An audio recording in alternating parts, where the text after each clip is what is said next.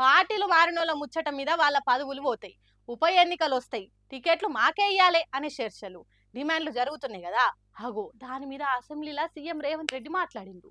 ముఖ్యమంత్రి ఏమన్నాడు, ఎందుకన్నాడు, దానికి ప్రతిపక్షం నుంచి ఎవరు కౌంటర్ ఇచ్చిండ్రు అనేది మనం కూడా చూడాలి కదా. చలో చూసేద్దాం, నడువుండ్రి.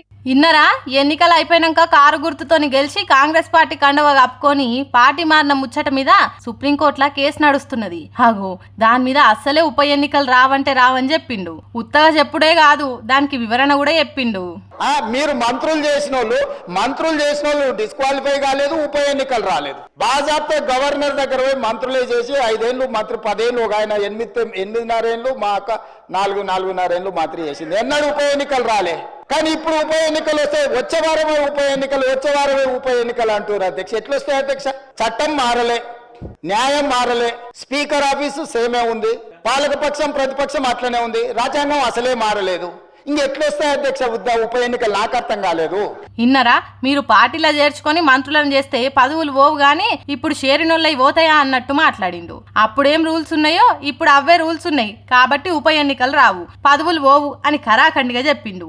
అయితే అప్పుడు ఎందుకు పోలేదు, ఇప్పుడు ఎందుకు పోతాయి అంటున్నారు. అంటే ప్రతిపక్షంలో ఉన్నోళ్ళు 3 భాగాలల్లా 2 భాగాల మంది ఏరే పార్టీలో కలిస్తే ఏం కాదు, కానీ అంతకంటే తక్కువ మంది పోతే పదవులు పోతాయి అని రాజ్యాంగంలో ఉన్నది అని అంటున్నారు. రేవంత్ రెడ్డి మాటలు విన్న వాకిల్ సాబులు. ఇక దీని మీద హరీష్ రావు మాట్లాడుకుంటా, discussion on sub judice matter, members cannot refer to any matter of fact on which a judicial decision is pending.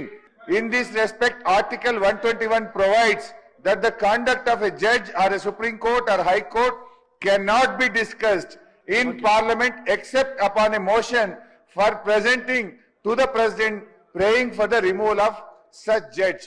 Judge గారి రిమూవల్ గురించి తప్ప సుప్రీంకోర్టులో కానీ హైకోర్టులో పెండింగ్ ఉన్నటువంటి విషయాన్ని సభలో మాట్లాడకూడదు అని కౌలన్ షెక్దర్లో చాలా స్పష్టంగా చెప్పడం జరిగింది. కోర్టులనే అవమానించినట్టు మాట్లాడిండు ముఖ్యమంత్రి. మాకు మాట్లాడే హక్కు ఉన్నది అని నిండు అసెంబ్లీలో మాట్లాడిండు గాని ఆ ముచ్చట ఎక్కడ లేదు అన్నట్టు చెప్పిండు. మరి హరీష్ రావు చెప్పిన రూల్స్ ప్రకారం కోర్టు తీర్పుల నడుమకు పోయినట్టు మాట్లాడినందుకు సీఎం మీద సుప్రీంకోర్టు ఎట్లా రియాక్షన్ చూపెడుతుంది అనేది ముందు చూడాలిగా.